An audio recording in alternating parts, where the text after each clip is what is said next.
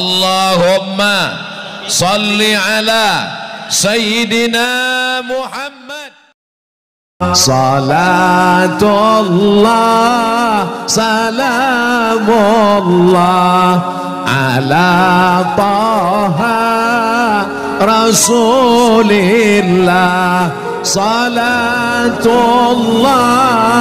salamullah ala Yasin Habibillah. جمال الوجود بذكر الإله.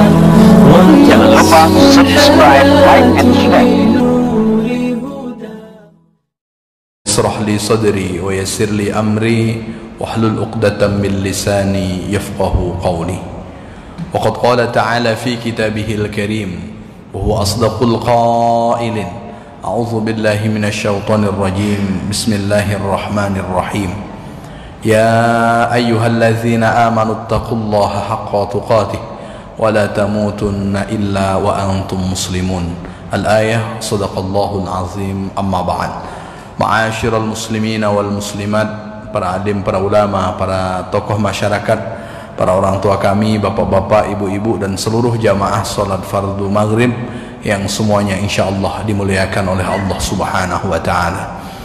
Bersyukur kita kepada Allah dengan mengucapkan kalimat alhamdulillahi rabbil alamin, karena sampai pada kesempatan malam yang berbahagia ini Allah masih memberikan kita kesempatan untuk sama-sama melangkahkan kaki, mengayunkan tangan guna memenuhi panggilan Allah Subhanahu wa ta'ala.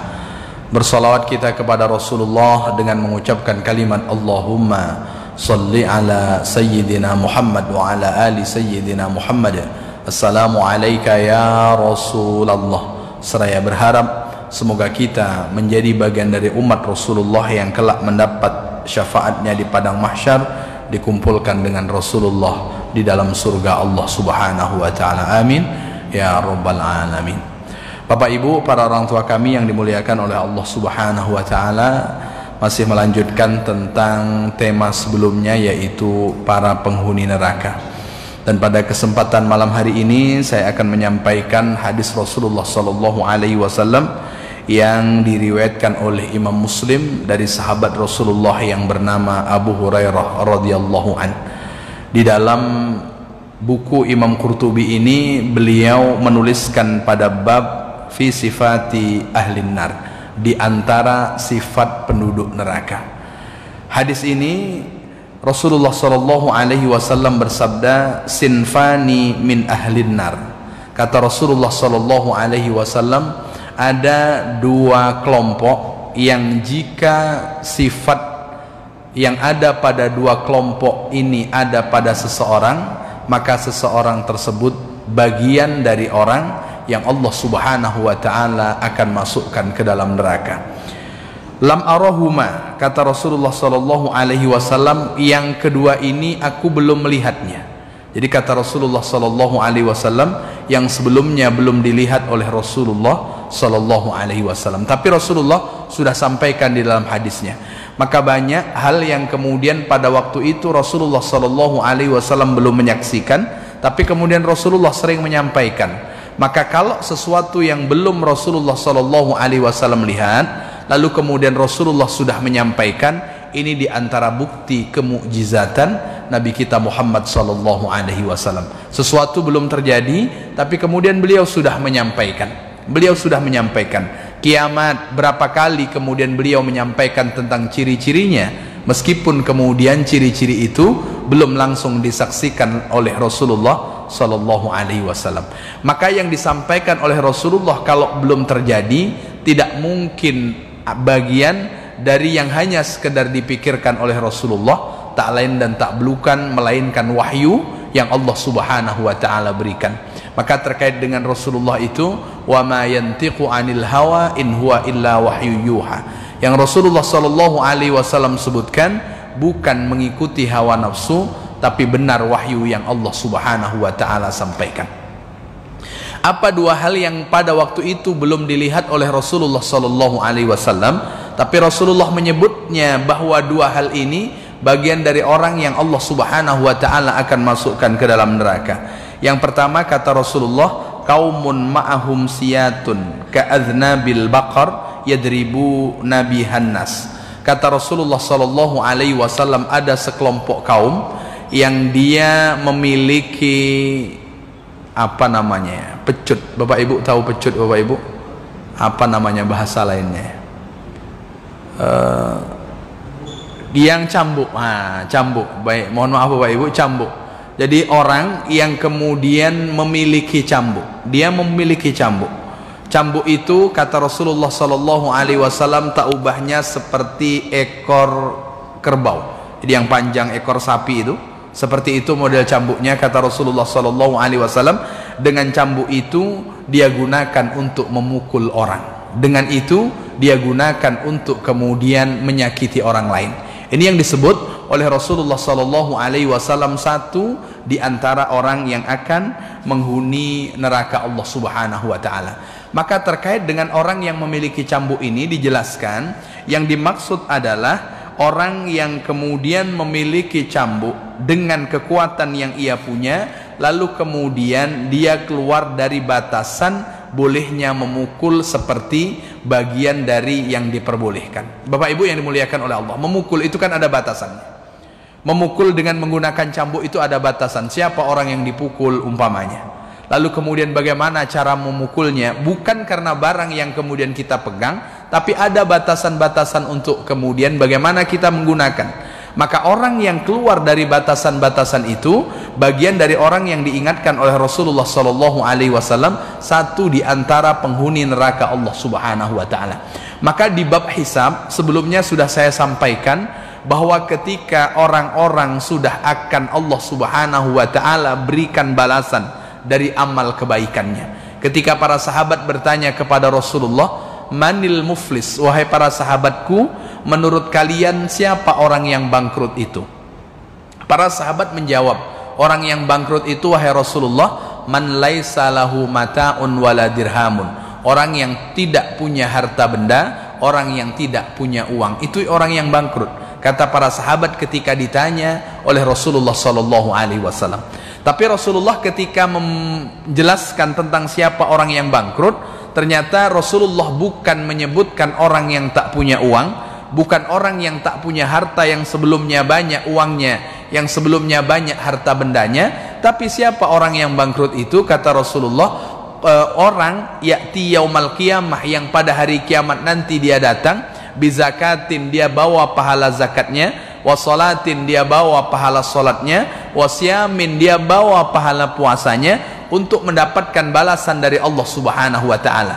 Tapi bersamaan dengan itu malaikat menyampaikan, wa ya'ti qad daraba haza, wahai Tuhanku, bahwa amal kebaikannya memang banyak, dia ada pahala solatnya, dia ada pahala puasanya, dia ada pahala zakatnya, tapi ketika hidup di dunia dia telah memukul orang lain.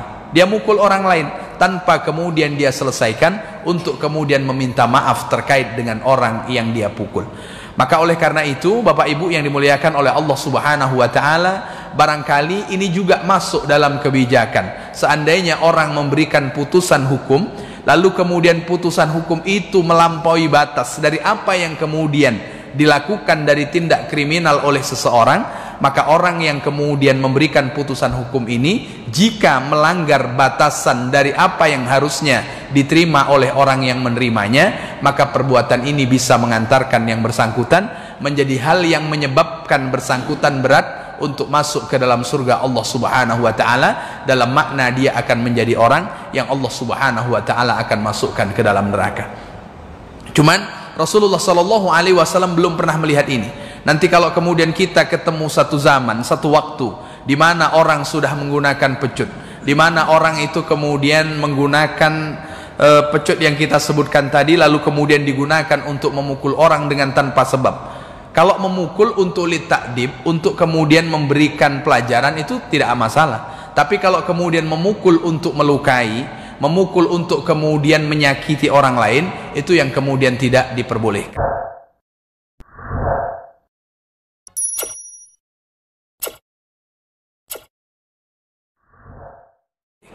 Bahkan Rasulullah Shallallahu Alaihi Wasallam ketika membicarakan kita selaku orang tua, apa kata beliau? Muru auladakum bis salah wahum abna'u sab'i sinina. Suruh anakmu melaksanakan sholat. Kapan? Saat dia berumur 7 tahun. Jadi kalau sudah 7 tahun itu, maka rajinlah kita untuk menyuruh sholat anak kita. Maka sering sampaikan kepada anak kita, kalau sudah masuk usia 7 tahun, suruh melaksanakan sholat. Kalau ketemu dia belum sholat, tanyakan, sudah sholat atau belum. Kalau kemudian dia masih tidur, bangunkan untuk kemudian melaksanakan sholat. Kapan? Saat usianya 7 tahun. Lalu kemudian wadribuhum, beri sanksi. Dalam teks sanksi ini adalah memukulnya. Kapan kemudian anak ini dipukul? Ketika dia tidak melaksanakan sholat. Wahum abna'u asri sinina, saat anak itu berumur 10 tahun.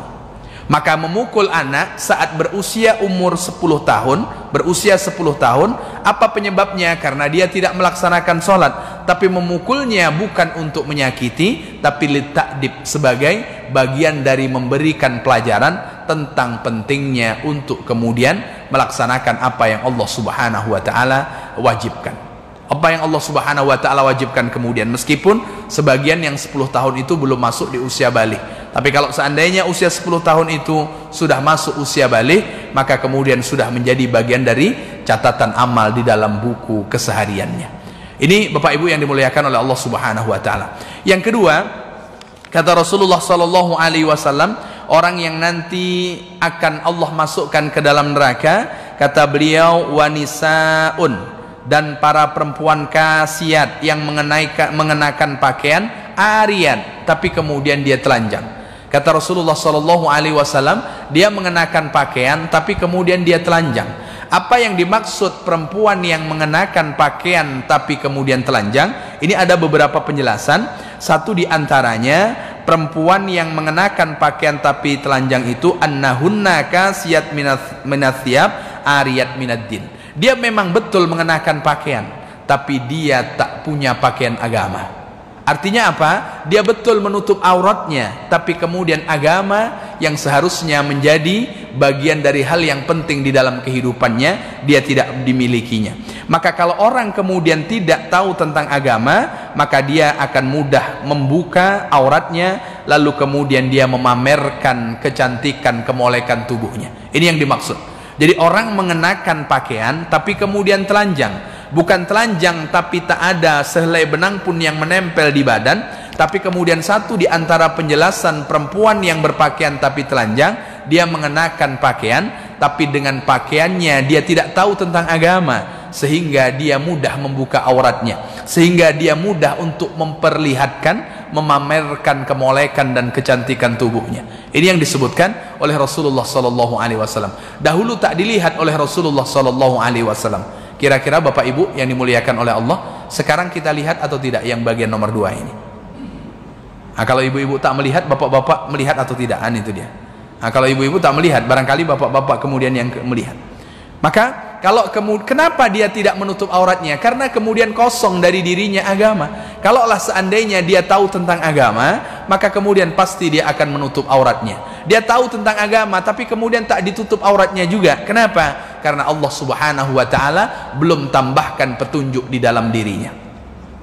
Dia sudah mendapatkan petunjuk. Kenapa? Karena terlahir dalam keadaan muslim. Dia sudah mendapatkan petunjuk. Kenapa? Karena dia mengucapkan kalimat asyhadu an la ilaha illallah wa anna Muhammadan Rasulullah. Tapi kalau kemudian Allah Subhanahu wa Ta'ala tak tambah petunjuknya, maka dia akan masih tetap membuka auratnya, lalu kemudian memperlihatkan wajah moleknya dan kemudian lain sebagainya. Maka ini yang dimaksud oleh Rasulullah Sallallahu Alaihi Wasallam. Satu di antara penjelasan, dia mengenakan pakaian tapi sesungguhnya dia tidak berpakaian. Kenapa? Karena dia buka auratnya, lalu kemudian dia tampakkan kemolekan tubuhnya dan kemudian lain sebagainya. Ini di antara penjelasan tentang nisa kasiyat ariyat, perempuan yang mengenakan pakaian tapi kemudian dia telanjang. Kemudian yang kedua yang dimaksud perempuan yang mengenakan pakaian tapi telanjang, wakila kasiyat, dia mengenakan pakaian thiyaban, dengan pakaian rokokon yang tipis, lalu kemudian yazharu ma khalfaha wa ma tahtaha, karena pakaiannya tipis maka yang di sebalik pakaian itu terlihat. Dia karena pakaiannya tipis, di sebalik pakaian itu terlihat. Ini yang disebutkan oleh Rasulullah Shallallahu Alaihi Wasallam. Dia berpakaian, tapi kemudian karena pakaiannya tipis, maka di sebaliknya itu terlihat. Bapak Ibu yang dimuliakan oleh Allah Subhanahu Wa Taala. Ini kata Rasulullah ketika menyebutkan di awal tadi, lam arahuma. Sebelumnya aku tak pernah melihat orang yang seperti ini. Tapi kemudian Rasulullah Shallallahu Alaihi Wasallam sudah sampaikan. Kapan Rasulullah menyampaikan kepada kita? 14 abad yang lalu. Kalau 14 abad yang lalu ini belum menjadi pemandangan yang bisa dan mudah dilihat oleh orang, tapi kemudian sekarang mudah dilihat oleh orang. Betul dia mengenakan pakaian, tapi pakaiannya tipis. Betul dia mengenakan pakaian, tapi kemudian bagian yang di dalam pakaian itu secara tidak langsung terlihat dari luar. Maka oleh karena itu, ini diantara yang dimaksud, yang diingatkan oleh Rasulullah Shallallahu Alaihi Wasallam tentang orang yang menjadi penghuni neraka yang beliau sebutkan pada bagian yang kedua. Bapak Ibu yang dimuliakan oleh Allah Subhanahu Wa Taala. Yang ketiga, yang dimaksud dengan perempuan yang mengenakan pakaian tapi kemudian telanjang, kasiyat fid dunya bi anwa'iz zinah minal haram wa ma la yajuzu lubsuhu ariyat yaumal qiyamah. Maka ketika di dunia dia mengenakan segala bentuk perhiasan yang haram, maka dia berpakaian. Di dunia semua hiasan dia pakai, tapi kemudian hiasan yang pakai itu dia dapatkan dari yang haram. Dari yang haram yang kemudian dia dapatkan. Semua pakaian yang ia kenakan, yang dia dapatkan dari sesuatu yang tidak boleh kemudian dia dapatkan seharusnya, tapi dengan menghalalkan segala cara sehingga dia mengenakan perhiasan yang begitu luar biasa. Dengan menghalalkan segala cara, lalu kemudian dia mengenakan pakaian yang luar biasa, bahkan mahalnya luar biasa.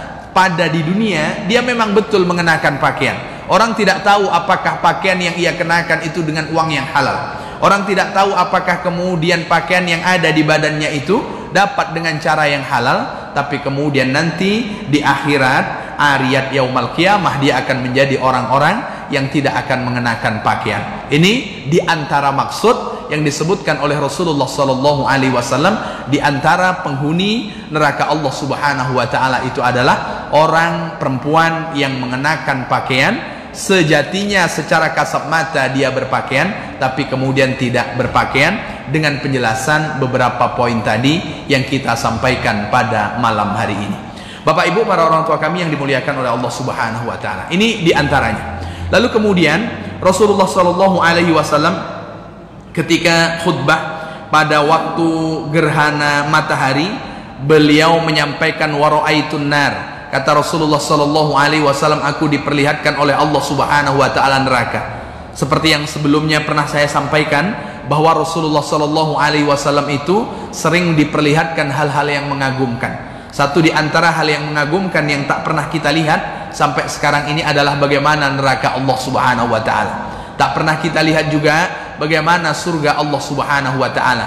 Maka ada satu di antara proses di mana Rasulullah diperlihatkan oleh Allah surga, di mana Rasulullah Shallallahu Alaihi Wasallam diperlihatkan neraka. Kapan? Ketika proses Isra wal Mi'raj Nabi Muhammad Shallallahu Alaihi Wasallam. Maka kata Rasulullah, di antara ketika beliau diperlihatkan oleh Allah Subhanahu Wa Taala neraka, falam ara manzaran kal yaumi qattu. Kata Rasulullah, tak pernah aku lihat pemandangan seperti hari ini sama sekali. Jadi kata Rasulullah, ketika beliau di Isra wal Mi'rajkan, Allah Subhanahu Wa Taala perlihatkan neraka. Ketika Rasulullah ingin menceritakan hal ini, kata beliau, tak pernah aku diperlihatkan pemandangan yang seperti ini sama sekali. Artinya sebelum itu Rasulullah Shallallahu Alaihi Wasallam tak pernah melihatnya. Lalu kemudian diperlihatkan oleh Allah Subhanahu Wa Taala.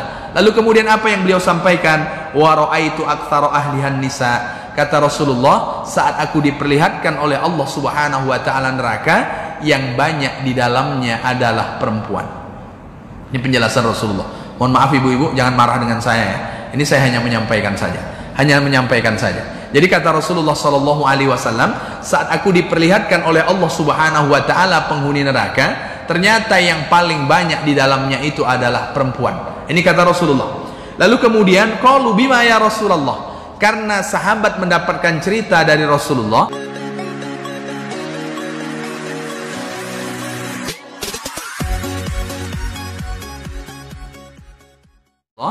penduduk neraka itu yang paling banyak perempuan, para sahabat penasaran, bima ya Rasulullah, apa penyebab mereka, perbuatan apa yang membuat mereka sehingga mereka banyak menghuni neraka Allah Subhanahu wa taala. Ini yang ditanyakan oleh para sahabat kepada Rasulullah sallallahu alaihi wasallam. Lalu kemudian Rasulullah sallallahu alaihi wasallam jawab, bikufrihinna, disebabkan kekufuran mereka. Ini jawaban Rasulullah, disebabkan kekufuran mereka.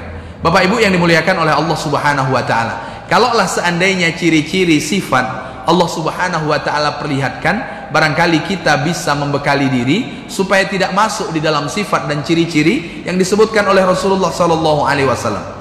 Kalau seandainya ciri-ciri dan sifat itu tak diperlihatkan, maka barangkali lebih sulit bagi kita untuk kemudian menjaga diri. Maka ketika para sahabat bertanya, kenapa yang paling banyak di dalam neraka itu adalah perempuan? Rasulullah jawab, bikufrihinna, disebabkan dengan kekufuran mereka. Lalu para sahabat melanjutkan pertanyaannya, ayakfurna billah, apakah mereka masuk ke dalam neraka disebabkan kekufuran mereka kepada Allah sehingga jumlah mereka banyak di dalam neraka itu? Apakah karena dia kufur kepada Allah Subhanahu wa taala? Apakah dia menduakan Allah Subhanahu wa taala? Atau apakah dia tidak beriman kepada Allah Subhanahu wa taala? Apa jawaban Rasulullah?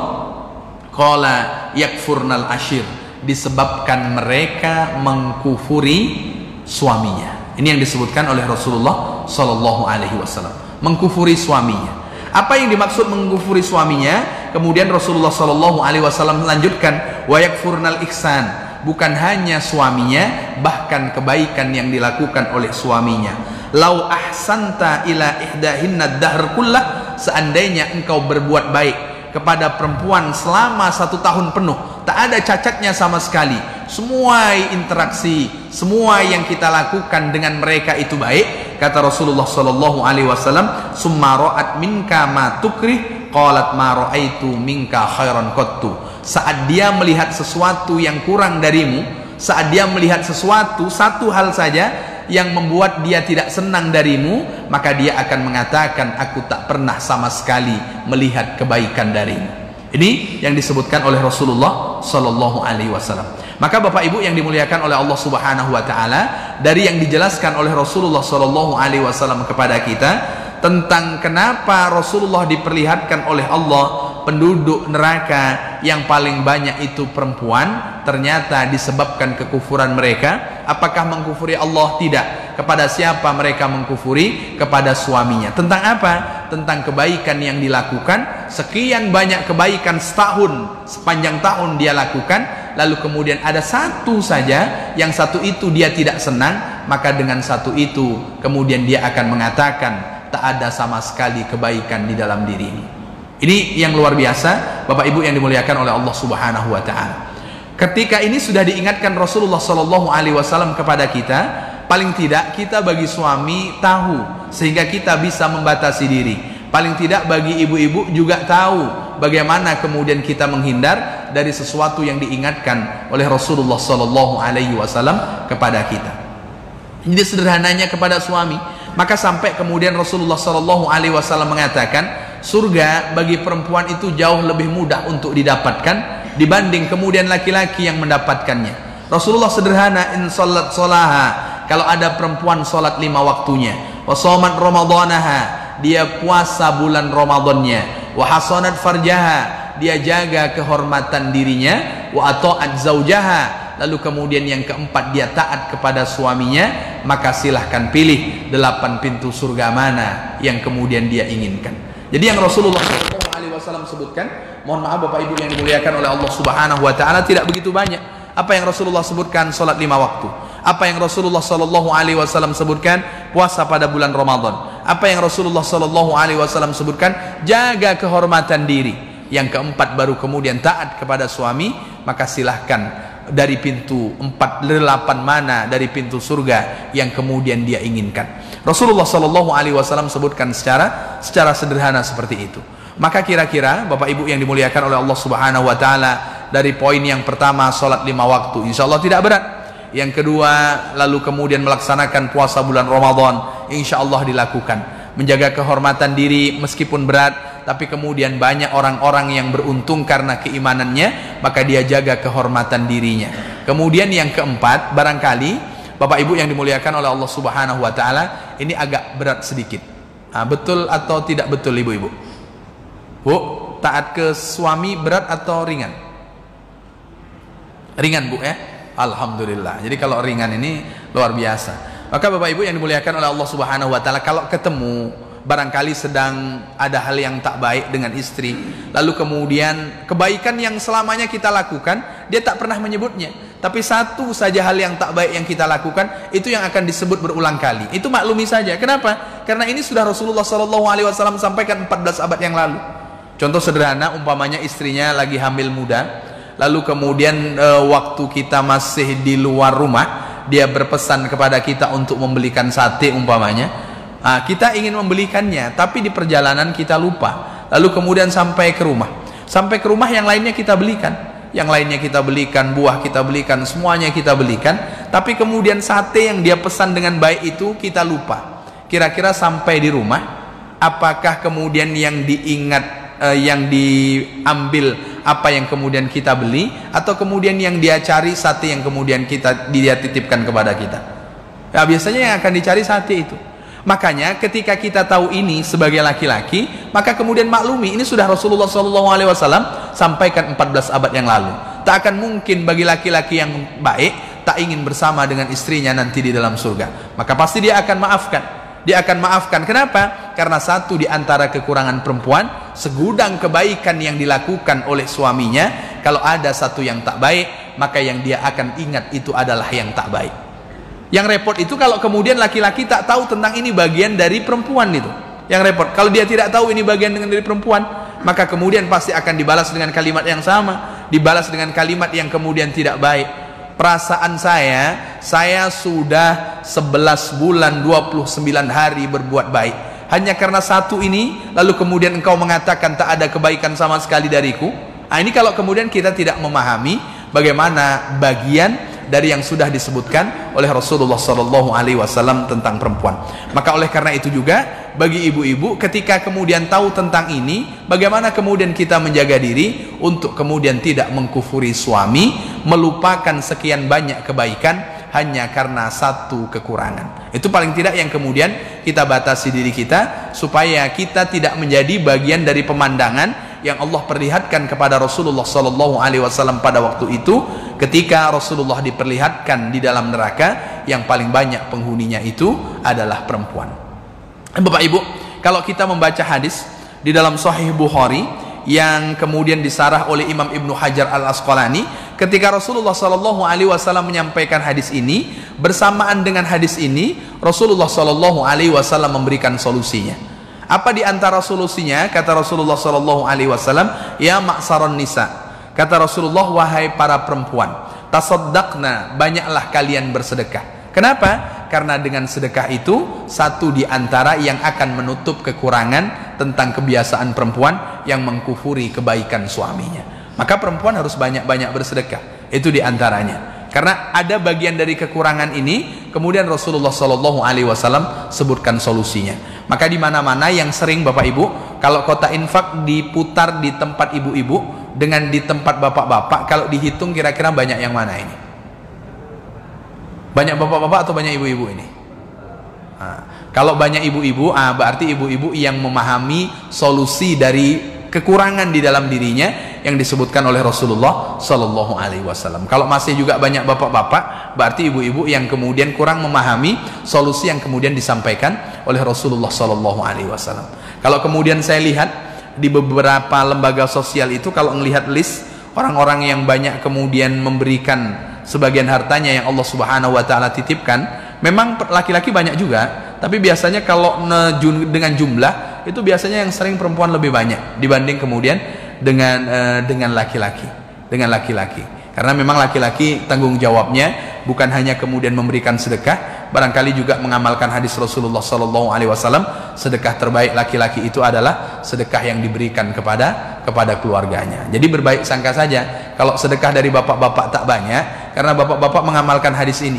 Jadi Rasulullah SAW itu ketika menyampaikan dinarun anfaqtahu fi raqabatin, uang yang engkau gunakan untuk memerdekakan hamba sahaya. Wa dinarun anfaqtahu fi sabilillah, uang yang engkau berikan di jalan Allah Subhanahu wa taala. Wa dinarun tasaddaqta bihi ala miskinin, dan uang yang engkau berikan kepada fakir miskin. Wa dinarun anfaqtahu ala ahlika, dan uang yang engkau berikan kepada keluargamu. A'zamuha ajran dinarun anfaqtahu ala ahlika, dari semua itu yang paling besar nilainya di sisi Allah Subhanahu wa taala adalah uang yang engkau berikan kepada keluargamu. Nah, ini barangkali berbaik sangkanya kepada bapak-bapak tentang hal ini.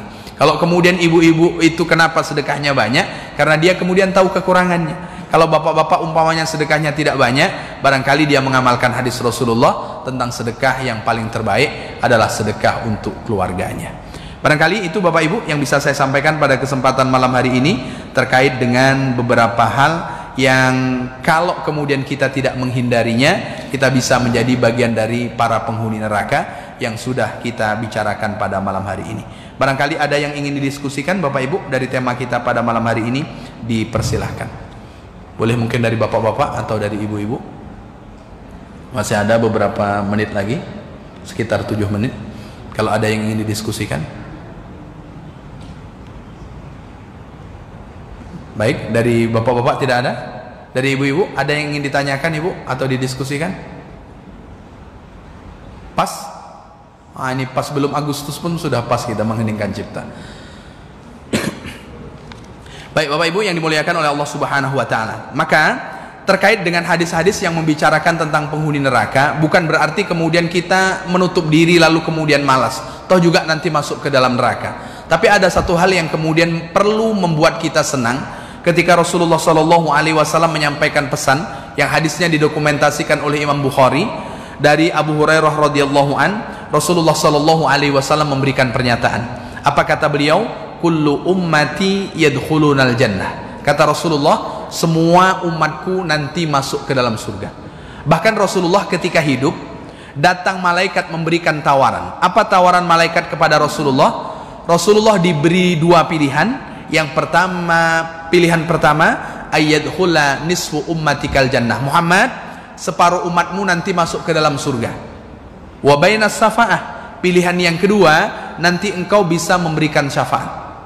Jadi Rasulullah SAW ketika diberi dua pilihan ini, separuh umatmu nanti masuk ke dalam surga Rasulullah, atau engkau bisa memberikan syafaat. Kira-kira mana yang engkau pilih?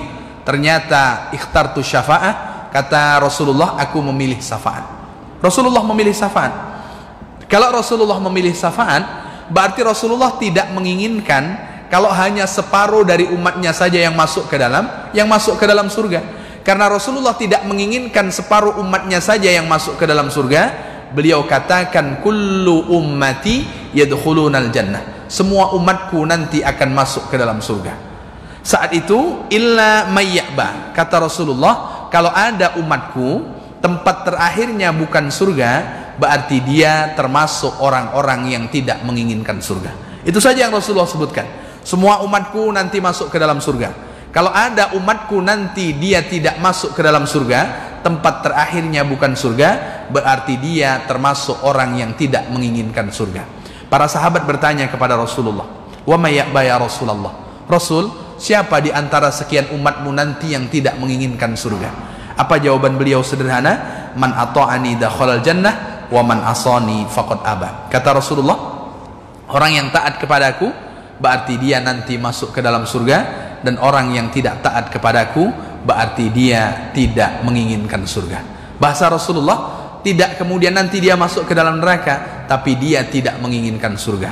Dan di akhir nanti tak ada pilihan kecuali surga dengan neraka. Bukan pilihan, tempat itu hanya surga dengan neraka. Maka orang yang berusaha di dalam hidupnya untuk mentaati Rasulullah SAW, usaha untuk kemudian mengamalkan pesan Rasulullah, semua umatku nanti masuk ke dalam surga.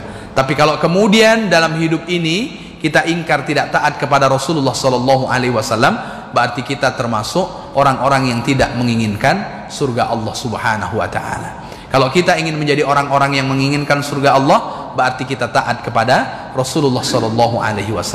Taatnya kita kepada Rasulullah bukti taatnya kita kepada Allah Subhanahu wa taala. Tak ada yang kemudian terkait disampaikan oleh Rasulullah Sallallahu Alaihi Wasallam, melainkan wahyu dari Allah Subhanahu Wa Taala. Kalau wahyu dari Allah, berarti juga bentuk ketaatan kita kepada Allah Subhanahu Wa Taala.